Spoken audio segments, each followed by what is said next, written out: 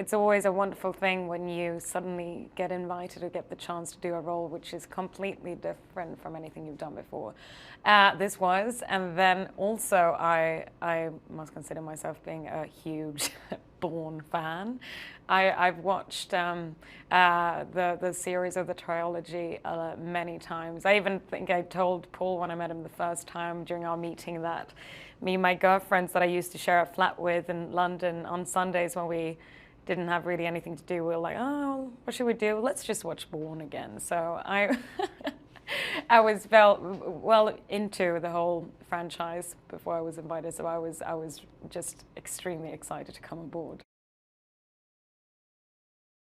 I love how they kind of integrate both social aspects and political aspects and make it very, very smart and intelligent, yet it still being a popcorn franchise, and with all what that means, and with big action sequences, and it also with Paul coming on, it felt like it was a very new visual look to the series too that I loved. I love that you can almost see that he comes from documentary, has done a lot of documentary films, and it felt very natural and very realistic at some points. She is a prodigy hacker above anything, and she has been hired by the CIA. She's a key member of the cyber research. Her ability is to kind of analyze and predict through social media uprisings in different parts of the world and to control them. And I think she's seeing the world for what it's become, that it has changed. I think she sees opportunities because now the world has a fourth version of warfare, which is cyber. And I think she finds that the old guys of CIA maybe needs to upgrade themselves, and that she's really part of the new generation of CIA. In the beginning of the film, she realizes that it's a leak in the CIA. And thank God she discovers it somewhat soon, because she realizes that it could probably have been worse than Snowden. And she also tracks down that it's Nikki Parsons who is responsible for the hack, and that she's been able to track down about, Black Ops files going back almost 30 years.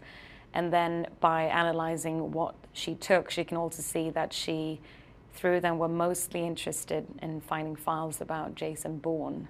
So then she kind of puts two and two together and thinks that she's probably after him, trying to seek him up after those 10 years or 8 years when he's been off the grid.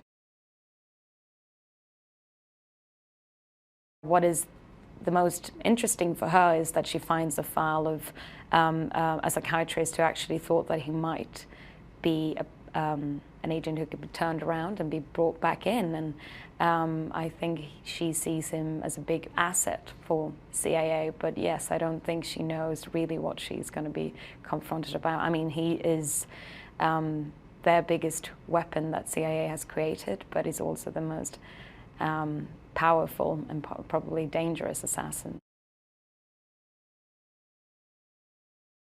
I, like most people, had heard that he was one of the most wonderful human beings, and I mean, I knew he was a brilliant actor, but coming on set, he's just like everyone's mate. He kind of knows everyone's name in the crew, and when it was my first day on set, he was so eager to just come up and say hi, and ask you if you just want to sit down and have a chat. And he's a very gentle. He makes everyone in the room feel extremely comfortable. I was up in my hotel room and saw the other night they shut down the entire strip. I wonder if they're the first film ever who actually has shut down such a big part of Vegas. And yeah, I stood there again as a fan, not really believing that I was part of this film myself, but like stood by the window and saw some of the things that they were doing down there. And I think everyone will be very excited and pleased.